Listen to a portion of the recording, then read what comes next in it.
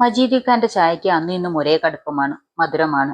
അബൂക്ക് വന്നിരുന്നാൽ മതി, ചായക്ക് പറയുക പോലും ചെയ്യേണ്ട. കടുപ്പും കൂട്ടി മധുരം പാകത്തിന്, പാല് കടുക്കത്തെ ബാധിക്കാതെ മാറ്റി മാറ്റി അടിച്ചടിച്ച് മജീദ് ഖാന്റെ കയ്യിലെ ഒരു ഗ്ലാസ്സിൽ നിന്നും മറ്റേ കയ്യിലെ ഗ്ലാസ്സിലേക്ക് നീണ്ട വര പോലെ ഒഴിച്ചൊഴിച്ച് പതപ്പിച്ചെടുത്ത ഒരു കറക്ക് ചായ. അതിങ്ങനെ അബൂഖാന്റെ മുന്നിലെത്തും. അബൂഖാന്റെ കടുപ്പവും മധുരവും ഒക്കെ മജീദായ്ക്ക് അബൂക്കയോളം അറിയാം. കൊഴുപ്പ് കണ്ടിട്ടില്ലാത്ത ശരീരം, നെഞ്ചിലെ എല്ലുകളൊക്കെ ഇട്ടിരിക്കുന്ന വെള്ള ബനിയനിലൂടെ കാണാം. കള്ളിത്തുണി, തലയിൽ ചെറിയ തോർത്തുമുണ്ട് കൊണ്ടൊരു കെട്ടും. അതാണ് മജീദിക്ക. കശുവണ്ടിയുടെ വലിയ തൊട്ട് അമേരിക്കയിലെ പ്രസിഡന്റ് തെരഞ്ഞെടുപ്പ് വരെ ചർച്ചയാകുന്ന ആ ചായക്കടകളുടെ അധ്യക്ഷൻ. മജീദ് ഖാന്റെ ചായക്കടയാണ് നാട്ടിൽ അബൂക്കയുടെ ഇഷ്ടകേന്ദ്രം. മജീദ് ഖാന്റെ ബാപ്പ സുലൈമാനിക്കായ്ക്കുള്ള കാലം തൊട്ടേ അബൂക്കായ്ക്ക് ആ ചായക്കടയിലെ ഓർമ്മകളുണ്ട്. രണ്ടു ബെഞ്ചും അതിന് ഒത്ത ഒരു ഡെസ്കും. ഡെസ്കിൽ ഒന്നിന് ഇത്തിരി ആട്ടമുണ്ട്, പക്ഷെ പൊട്ടില്ല, വീഴുകയുമില്ല. പല്ലി ചിലയ്ക്കുന്ന പോലെ ചെറിയൊരു ശബ്ദം ആ ആട്ടത്തിനൊപ്പം ഉണ്ടാകും. അങ്ങേ മൂലയിൽ പലഹാരം നിറച്ചൊരു ഗ്ലാസിന്റെ അലമാരയും മറുതലയിൽ ഒരു മേശയും, അതിന്റെ മുകളിൽ 3 കുപ്പികൾ. ഭക്ഷണത്തിന്റെ കാശ് കൊടുക്കുന്നവർക്ക് ബാക്കി കൊടുക്കാൻ ചില്ലറയില്ലിൽ പകരം കൊടുക്കാനുള്ള മിഠായിയും 1-2 പലഹാരങ്ങളും മറ്റും ആ കുപ്പികൾ നിറഞ്ഞിരിക്കും. 1-2 പാത്രം എന്നും അവിടെ ഉണ്ടാക്കും. ലക്ഷണമൊത്ത എല്ലാ ചർച്ചകളും തകൃതിയായി നടക്കാറുള്ള സ്ഥലമാണ് മജീദ് ഖാന്റെ ചായക്കട. മജീദ് ഖാന്റെ ചായക്കടയും അവിടെ ഇരുന്നുള്ള വീമ്പ് പറച്ചിലും കുശലം പറച്ചിലും കൂടെ ഇത്തിരി ആഗോള ചർച്ചകളും ഈ നാട്ടിൽ ഒഴിച്ചുകൂടാനാകാത്ത ഒന്നാണ്. എവിടുന്നോ കുഞ്ഞുഞ്ഞാനെ വരുന്നത്, ആകെ വിയർത്തല്ലോ. വന്നു കയറിയ കച്ചവടക്കാരൻ കുഞ്ഞുഞ്ഞാനോട് അബു ആണ് ചോദിച്ചത്. പുറനാട്ടിൽ പോയി മരങ്ങൾ നോക്കി നല്ല വില പറഞ്ഞ് കച്ചവടമാക്കി അത് മുറിച്ച് വേറെ നാട്ടിൽ കൊണ്ടുപോയി വിൽക്കുന്നതാണ് കുഞ്ഞുഞ്ഞാന്റെ പണി. 2-3 ദിവസം മുതൽ ഒരാഴ്ച വരെ കച്ചവടത്തിന്റെ നാട്ടിൽ നിന്ന് പോകും. വെള്ളക്കുപ്പായം വെടിപ്പായം നിൽക്കുന്ന തുണിയും തലയിൽ ഇത്തിരി കഷണ്ടി കയറിയിട്ടുണ്ട്. ഞെറ്റി കയറിയതാണ് എന്നാണ് വാദം.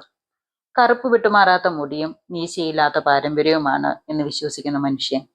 ഒന്നും പറയണ്ട എൻ്റമ്പോ, ഒരു വമ്പൻ മരം 40 ഉറുപ്യ പറഞ്ഞ് ഞാൻ അങ്ങോട്ട് ഉറപ്പിച്ചു. കഴുത്തിലെ വിയർപ്പ് തുടച്ചുകൊണ്ട് അബൂക്കിയിരുന്നതിന് മറുവശത്തുള്ള ബെഞ്ചിൽ കുഞ്ഞുഞ്ഞനും ഇടം പിടിച്ചു.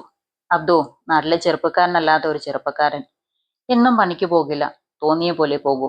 പണിയെടുക്കാനല്ല ജീവിക്കുന്നത്, ജീവിക്കാനാണ് പണിയെടുക്കുന്നത് എന്നൊരു തത്വവും പറഞ്ഞു മജീദ് ഖാന്റെ ചായക്കടയിലെ സ്ഥിരം സ്ഥാനപ്പെടുത്തക്കാരൻ. ഓഹോ, അപ്പൊ ഈ പോക്ക് മുതലായി അല്ലേ? അതെ എന്നും പറഞ്ഞ് കുഞ്ഞുഞ്ഞൻ തന്റെ കുപ്പായം പിന്നിലേക്ക് ഒരൽപ്പം വലിച്ചിട്ട് ഉഷ്ണമകറ്റാൻ കയ്യിലിരുന്ന് തോർത്തുകൊണ്ട് കറക്കിക്കൊണ്ട് ഒരാശ്വാസം പോലെ പറഞ്ഞു. ഇതിനിടയിൽ മജീദക്ക് ഒരു ചായ കൊണ്ടുവച്ചു. അക്കരെ എത്തിയപ്പോഴാണ് അറിയാനും പറ്റിയത്. നമ്മുടെ പഴയ മരക്കച്ചവടക്കാരൻ മമ്മദിന്റെ മകൾ ആയിഷയില്ലേ, അവള് മരിച്ചു.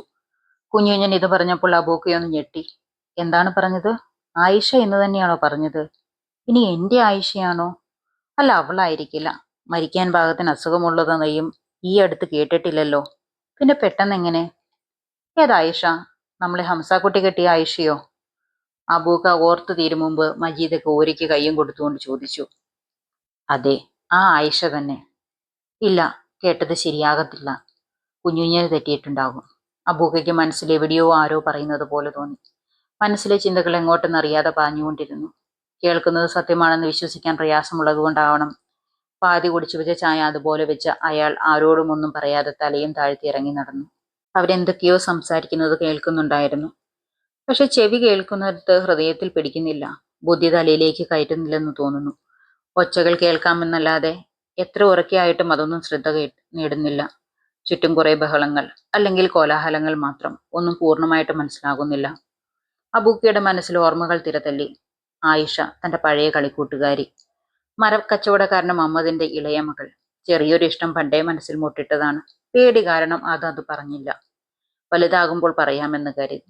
എല്ലാത്തിനും സമയമുണ്ടാകുമെന്ന് വിചാരിച്ചു. പക്ഷേ തനിക്ക് മുമ്പേ അങ്ങേക്കരയിലെ ഹംസക്കുട്ടിയുമായി ആയിഷയുടെ വിവാഹം നടന്നു. അല്ലെങ്കിലും മരക്കച്ചവടക്കാരനും പ്രമാണിയുമായ മുഹമ്മദിന്റെ ഇളയ മകളോട് നിത്യ പ്രാരാബ്ധക്കാരനും കൂലിപ്പണിക്കാരനുമായ അയ്മൂട്ടിയുടെ മൂത്ത മകൻ അബൂബക്കറിന് തോന്നിയ മുഹബത്ത് അത്ര എളുപ്പത്തിൽ തുറന്നു പറയാൻ സാധിക്കുമായിരുന്നില്ല. പറഞ്ഞു ഫലിപ്പിക്കുക എന്നത് ഭൂമിയിൽ കണ്ണെത്താ ദൂരത്തോളം പാർന്നു കിടക്കുന്ന കടലും നീന്തി മറികടക്കുന്നതിലും ബുദ്ധിമുട്ടുള്ള കാര്യമാണെന്ന് അബൂക്കയ്ക്ക് നന്നായി അറിയാമായിരുന്നു. വീട്ടിലേക്ക് കയറി ചെല്ലുമ്പോൾ ഖദീജ ഭക്ഷണം പാകം ചെയ്യുന്ന തിരക്കിലാണ്. അബൂക്കയുടെ വരവ് പുറത്തേക്ക് നോക്കാതെ തന്നെ ഖദീജയ്ക്ക് മനസ്സിലായിരുന്നു. അബൂക്കയുടെ നിഴവെട്ടം കണ്ടാൽ, ആടുന്ന നൃത്തത്തിന്റെ താളം കണ്ടാൽ ഖദീജയ്ക്ക് മനസ്സിലാകും. വീട്ടിലേക്ക് കയറി വരുന്ന അബൂക്ക ഖദീജയോട് ചോദിച്ചു. നിങ്ങളോട് സാധനങ്ങൾ വാങ്ങാൻ പറഞ്ഞിരുന്നല്ലോ, മറന്നുപോയോ? മറുപടി പറയാതിരുന്ന അബൂക്കയോട് അടുപ്പിലെ തീ കൂട്ടുന്നതിനോടൊപ്പം ഇതേ ചോദ്യം ഖദീജ ആവർത്തിച്ചുകൊണ്ടിരുന്നു. ഇല്ല, മിണ്ടുന്നില്ല. സംശയം തോന്നി തിരിഞ്ഞു നോക്കിയ ഖദീജ കാണുന്നത് താഴേക്ക് നോക്കി വാതിൽപ്പടിയിലിരിക്കുന്ന അബൂക്കയാണ്. ഇതെന്തു പറ്റി എന്റെ പടച്ചോനെ, മൂപ്പരെന്താ ഇങ്ങനെ ഇരിക്കുന്നെ? എന്താ മുഖത്തിനൊരു വാട്ടം എന്ന് ചിന്തിച്ച് ഖദീജ അബൂക്കയുടെ അടുത്ത് പോയിരുന്നു. അബൂക്കയുടെ താടി പിടിച്ച് മുഖം ഉയർത്തി നോക്കി. കണ്ണുകൾ കലങ്ങിയിരിക്കുന്നു, അല്ല ചുവന്നിരിക്കുന്നു എന്ന് വേണം പറയാൻ. എന്താ എന്താ പറ്റിയേ? ഖദീജ വിങ്ങളോടെ അബൂക്കയോട് ചോദിച്ചു. ആയിഷ എന്നും പറഞ്ഞു മുഴുവിക്കാതെ അബൂക്ക ഖദീജയുടെ കൈമുകളിലേക്ക് വീണ മുഖം പൊട്ടി കരഞ്ഞു. പടച്ചോനെ, ആയിഷയോ? ആയിഷയ്ക്ക് എന്താ? അല്ല, ആയിഷ. ഖദീജയുടെ മനസ്സിൽ ഒരു വെള്ളടി വെട്ടി. അബൂക്കയുടെ മനസ്സ് പിടഞ്ഞാൽ, കണ്ണു നിറഞ്ഞാൽ ഖദീജയ്ക്ക് അത് മനസ്സിലാക്കാൻ പറ്റുമായിരുന്നു. അബൂക്കയുടെ മനസ്സ് വായിച്ചെന്ന രീതിയിൽ ഖദീജയുടെ മനസ്സ് പറഞ്ഞു, ആയിഷ മരിച്ചിരിക്കുന്നു. ഖദീജ അബൂക്കയോട് ചേർത്ത് പിടിച്ചു. അബൂക്ക പൊട്ടി പൊട്ടി കരഞ്ഞു. ആയിഷയ്ക്ക് ശേഷം ഖദീജ അബൂക്കയുടെ ജീവിതത്തിലേക്ക് കടന്നു വരുന്നത്. ആയിഷയോടുള്ള അബൂക്കയുടെ ഇഷ്ടം അയാൾ ആദ്യമായും അവസാനമായും പറഞ്ഞത് തന്നോടാണെന്ന് ഖദീജ ഓർത്തു. എപ്പോഴെങ്കിലും ആയിഷയോടൊത്ത് നേരിട്ട് പറഞ്ഞിരുന്നെങ്കിൽ ഒരുപക്ഷെ അബൂക്കയ്ക്ക് ഖദീജ ഉണ്ടാവുകയില്ലായിരുന്നു. തനിക്ക് അബൂക്കയെ കിട്ടുകയുമായിരുന്നില്ല. ആദ്യ പ്രണയം എന്ന് പറയുന്നത് പോലെയാണ് ആയിഷയെ പറ്റി അബൂക്ക അവനോട് സംസാരിച്ചത്. കേട്ട നിമിഷങ്ങളിൽ സങ്കടമുണ്ടായിരുന്നെങ്കിലും പോയ കാലത്തെ അബൂക്ക അത്ര തന്നെ ആദരവോടും കൂടിയാണ് മനസ്സിൽ സൂക്ഷിക്കുന്നതെന്ന് മനസ്സിലാക്കുമ്പോൾ ഖദീജയ്ക്ക് അതും ഉൾക്കൊള്ളാനായിരുന്നു. എങ്കിലും ഖദീജ എപ്പോഴും ചോദിക്കും, അവളാണോ അതോ ആയിഷയാണോ വലുതെന്ന്. അബൂക്ക ചിരിച്ചുകൊണ്ട് പറയും, ഖദീജ, നീ എനിക്കെന്റെ ഖദീജ തന്നെയല്ലേ, ആയിഷ വേറെയല്ലേ എന്നും. ഇപ്പോഴും മനസ്സിൽ നിന്ന് കളഞ്ഞിട്ടില്ല അല്ലേ എന്ന് മുഖത്തൊരു കുശുമ്പ് നിർത്തിക്കൊണ്ട് തിരിച്ചും ചോദിക്കും.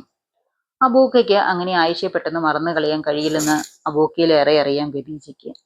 അല്ലെങ്കിലും നമ്മളിൽ നിന്നും ചിലർ മനുഷ്യരല്ലേ ഇറങ്ങിപ്പോവുകയുള്ളൂ. അവരുടെ ഓർമ്മകളല്ലല്ലോ അവർ നമ്മളിൽ ഉണ്ടാക്കിയ നമ്മളല്ലല്ലോ. മനുഷ്യർക്ക് ഇറങ്ങിപ്പോകാനും ഇറക്കിവിടാനും എളുപ്പമാണ്, ഓർമ്മകളെ ഇറക്കിവിടാനാണ് പാട്. അതൊരു വല്ലാത്ത പാട് തന്നെയാണ്. ആയിഷയുടെ പേരും പറഞ്ഞ് ഇടയ്ക്കൊക്കെ അവർ പരസ്പരം തർക്കിക്കും. ഉടക്കും സ്നേഹം കൊണ്ടാണ്. വെറുതെ തർക്കിക്കാൻ ഓരോരോ കാരണങ്ങൾ കണ്ടെത്തുന്നതാണ്. സ്നേഹത്തോടെയുള്ള ചില തർക്കങ്ങൾക്കും ഭംഗിയുണ്ടല്ലോ. ഉള്ളിൽ ഒരു ചിരി നിർത്തി തർക്കിക്കുന്നതിനാണ് തോൽക്കാൻ തയ്യാറായി തർക്കിക്കുന്നതിന്. തോറ്റു തരുമെന്ന് ഉറപ്പുള്ളത് കൊണ്ട് മാത്രമാണ്. തർക്കിക്കുന്നതിന് അതറിഞ്ഞു തോറ്റുകൊടുക്കുന്നതിനാണ്. നാട്ടിലെ മരക്കച്ചവടക്കാരന്റെ മകൾ ആയിഷയോട് കൂലിപ്പണിക്കാരന്റെ മകൻ അബൂബക്കറിന് തോന്നിയ പ്രണയത്തെ ഖദീജ എപ്പോഴും കളിയാക്കുമായിരുന്നു. അതിനാൽ അബൂക്ക ഒരു ചിരിയോടെയാണ് എന്ന് നേരിടുക. പക്ഷെ ആ പ്രണയം ഇത്രയേറെ തീവ്രതയോടെയും പരിശുദ്ധമായി അബൂക്ക മനസ്സിൽ സൂക്ഷിച്ചിരുന്നു. അവളുടെ കയ്യിൽ തകർന്ന ഹൃദയത്തോടെ മിണ്ടാതെ കിടക്കുന്ന അബൂക്കയോട് ഖദീജ ചോദിച്ചു, നമുക്ക് അവിടെ വരെ ഒന്ന് പോകേണ്ടേ? കുറെ നേരം മിണ്ടാതെ കിടന്നതിന് ശേഷം, പോകണം. അവളുടെ റൂഹ് നമ്മളെയും പ്രതീക്ഷിക്കുന്നുണ്ടാവും. പഴയ കളിക്കൂട്ടുകാരനല്ലേ, ഓർക്കുന്നുണ്ടോ ആവോ? എനിക്ക് കാണുകയൊന്നും വേണ്ട.